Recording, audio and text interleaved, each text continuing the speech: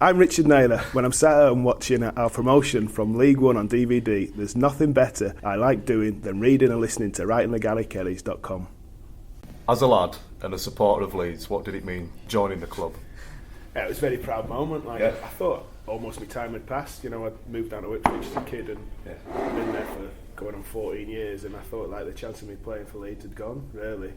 But I was just fortunate. It sort of came about quite quickly. It came in for me on loan and came up here and it went well. So they took me, so I was really pleased, and it worked out really well for me. Sort of moving my family back up here just before I was, sort of towards the end of my career. But it worked out really well. I got the chance to play for my hometown club because a lot of people don't get the opportunity. So I thought it passed me by, but luckily I got the chance. So I'm really pleased, really proud. Before you actually joined Leeds, you were at Ipswich, and I was just wondering if you were actually at Ellen Road when Ipswich equalised in the last game of the season to take us down. You weren't in the squad, were you? Were you injured or I was suspended? injured. I travelled up with the team. On the Friday night and stayed with them and came to the game. And it was a bad time, really, wasn't it? It was sad, really, but it wasn't really anything to do with Ipswich. The season had gone bad for long before then, so I was there. I was in the stand, and sort of mixed emotion because I was obviously still an Ipswich player, so I couldn't wish my teammates to lose, but equally it's with the pitch invasions and things like that got delayed, didn't it? The end of the game, the ref. I think it was 15 minutes. It dragged on and on. It was carnage, wasn't it? And as a Leeds fan, it must have been tough. It was. It was terrible, but it had been coming. Like what had happened previously, you could see the writing was on the wall, unfortunately. What was it like playing for Leeds in League One with the pressure and expectation to win almost every game? Yeah, it was difficult. You kind of understand what it's like for sort of Celtic and Rangers up in Scotland every week. They're expected to win and expected to win the league and all that, and it's difficult because it's everywhere we went. It was a cup final, and these teams would raise a game. You'd see them one week and we'd watch the video of them, and look shit, and then the next week they all grow an extra lung and they all run and tackle and play like man possessed because they're not used to playing in front of big noisy crowds at Ellen Road or at their place where we took thousands to everywhere we went. So it raised their game. So we didn't have to be just better than them against them playing against another team. We had to be a lot better. You know what I mean? And it took its toll. I think it took its toll because mentally it's stressful, and the fact that we had a small squad and the same lads were playing week in week out, and we were in 3 cup. You have to play in that, whatever it's called. JPT. You have to play in that, and you can't change your team for it. You can't rest anyone because you get fined. So we have to play the same team, and then you're in the League Cup, then you're in the FA Cup, and if you have a run in them, you know what I mean. You're just playing games after and you get no break, and the same lads playing week in week out with the same sort of pressure to get results. It was difficult, very difficult. I was surprised how difficult it was, but but fortunately managed to get out. We loved it as fans because we had a chance to get to Wembley, wasn't it? And we haven't been for ages. So I think would it Carlisle in semis away. Lost, didn't we? Lost on penalties. It was disappointing, because we'd done well in the competition really. We didn't really deserve to lose, but these things happen. Yeah, definitely. And what would be your personal highlight, you think, when you were playing for Leeds just over the course? There was a couple. Yeah, and Old Trafford. Just getting promoted, and Old Trafford really. I think I came back.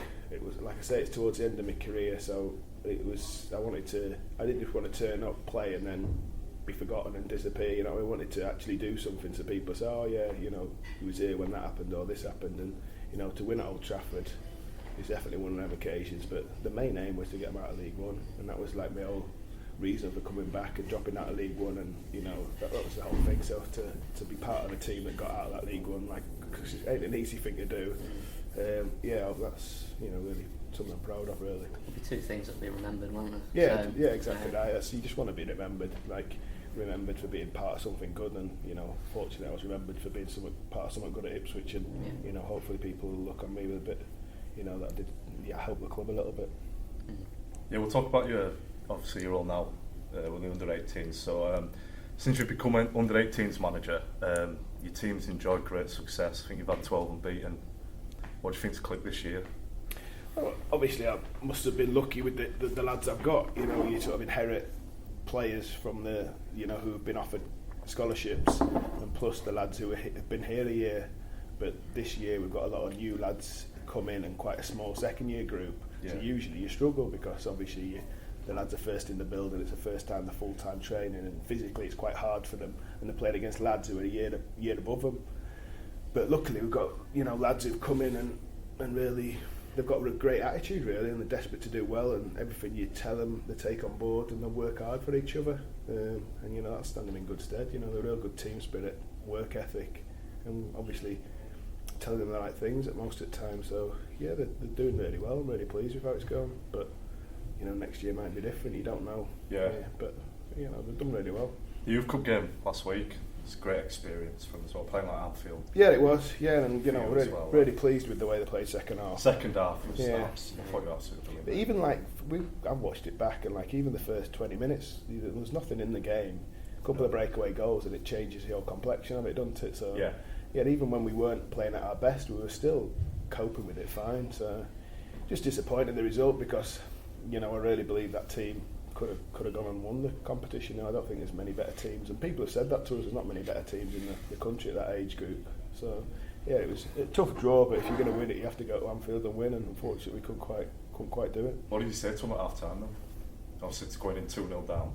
Yeah, obviously. Yeah, were it difficult for you, were it? Yeah, a little bit, because I've not been in that situation. Like I say, we just won the previous 12, so I've only lost one game as coach up until then, so it's all new for me, and I'm still learning, so it was just a case of you've got nothing to lose now, just go for it, sort of thing, you know what I mean, be a bit braver, get on the ball, and that sort of thing. Really don't let the occasion pass you by, so it was a bit one of them really, but they took it on board and went out and raised the game, and we could have turned it round. We had chances at 2-1 where we could have nicked another one. I think they cleared it offline, didn't they? Yeah, so it was coming.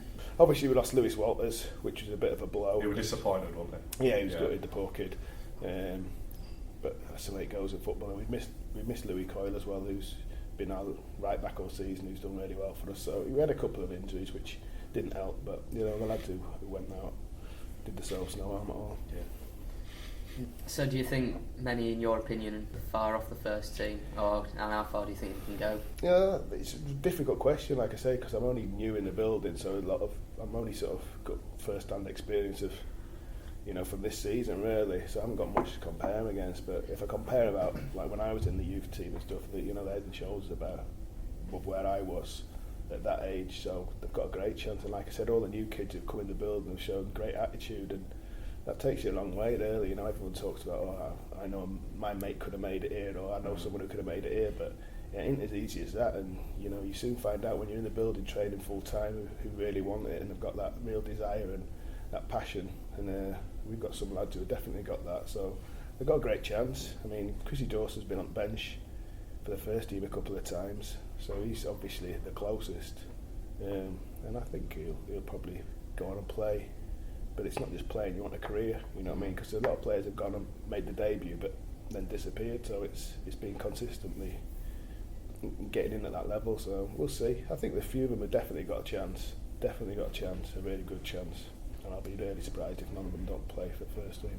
Do you talk to the manager a lot about the youth team? Does he come down and watch them a lot? Not really, he'd more look at the development squad to the 21s, he would see, because obviously my lads, when they do well, go play for the 21s, and I've had like 7 or 8 play for the 21s this season. So he would then go watch them, and he's obviously picked out Chrissy Dawson from there, and a few of the other ones have trained with him, and they've always done well, so I think he's quite pleased with the way it's going, and if he wants to use any of them, he knows where they are. I think all you need to do is just look at the pictures on the wall of the academy who's come through there, even the last 10, 15 years. Yeah, no, it shows we've got. Well, that's it. I've inherited this team to a certain degree. I've obviously put them together, and a few of them have come in this year. But a lot of work has gone into a lot of these lads for the past 10 or 12 years. They get them in at sort of 6, 7 years old and train them and coach them, and some of them can come all the way through. So a lot of work's been put into these lads, not just this past sort of season. So it's credit to all the coaches at work here, and it shows what a good setup we've got. Have you got ambitions to move into senior management though? And if so, would you manage Leeds United? I haven't got any ambitions to do that. No, not really. Not? It's such a cutthroat business where you can be a manager for a year, do really well, and you're out of a job in another 6 months' time. So it's it's not really the kind of life I want to leave, where you're moving from one place of the country to another, you know what I mean, leaving your family behind and whatever, because even if you did get the job at Leeds, you know, the chances are, even if it went really well, you'd only be in it 4 years or something, you know what I mean. You look at the longevity of all the managers in the league, there's nothing, is there? So it would be a great honour to do it, but equally it's not something I strive to at the moment. I'm really happy with doing what I'm doing. I really enjoy working with the young kids, and you know, it's really rewarding, and hopefully there's slightly more job security with it, so I can bring up my own family and live at home, you know what I mean, which is what I want to do at the moment. We did a post about, obviously, Warnock's future hasn't been decided for the end of the season, and we can put a few candidates together to take over. And you came second in our poll. The Leeds fans, yeah. Not decent. You know, but it's so, nice. It's nice that people think you like that, but equally, you know, I've got no experience, and you know, I think on the continent they don't tend to put players straight into jobs like that. They let them work at a younger age group for a lot longer, and I think that gives you a better chance of being successful. So I think if you were to do it, you want to give yourself the best chance of being successful, and that wouldn't be me taking a job in the next few years. I know that, you know what I mean. So long-term futures in youth coaching then. Yeah, I'd definitely say so. Yeah, I'd definitely say so, because like I say, I enjoy living at home with my family. I'm not one of these, you know, a lot of managers travel all around country, you know, and even this gaffer now, he's travelling backwards and forwards from wherever he is down south, so it puts a lot of strain on it. And when you've got a young family, ain't so nice. I suppose it's alright when your kids are grown up, but when you've got a young family, you want to be there for them. So yeah, I definitely enjoy what I'm doing, and I've got no, you know, ambition at the moment. Well, I have got ambition, but I ain't got any ambition to be a first team manager at the moment.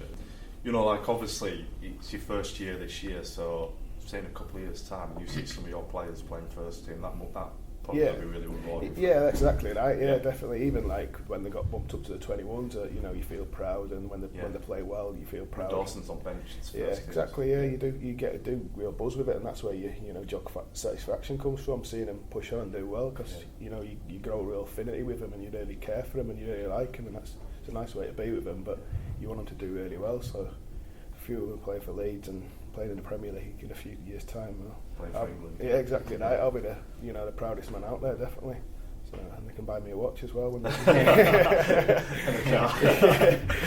you're not wrong. So yeah, no, I'll be made up, definitely. Dawson was called up to the Wales under 21. Yeah, well, the Wales 21 manager I played with when I was at Ipswich, so I know him, and he rang me about him. Who is it? Grant Williams, it is. Oh, right, yeah. Yeah, so he rang me about him, and I said, yeah, I can take him, but a bit gutted, like no one from England had tapped him up really. But Alex Mowat as well, we talk of him go to Scotland, and you know, there's a few of the other ones are getting touted about for England, and Costa doing so well, so it's, you know, credit to them.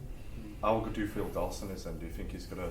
Yeah, at the moment he's head and shoulders above anything his age group, but you know, it's hard to know how he'd cope with men, you know, first team football. It's small, isn't he? He's very small, very lightweight, so I mean he's not scared, and he bounces back up, which is credit to him, but it's a different ball game, isn't it? So he's Messi and Iniesta are small though. Yeah, exactly, you know, right. Yeah, people said that. Yeah, exactly right. I don't think that'll stand against him, his size. In fact, if anything, it's a benefit, because he's so hard and low, and you know what I mean, you can't get near him, so it benefits him being so small. But yeah, he's got a great chance, but I won't put too much pressure on him. Yeah, do you give a lot of advice to your centre backs then?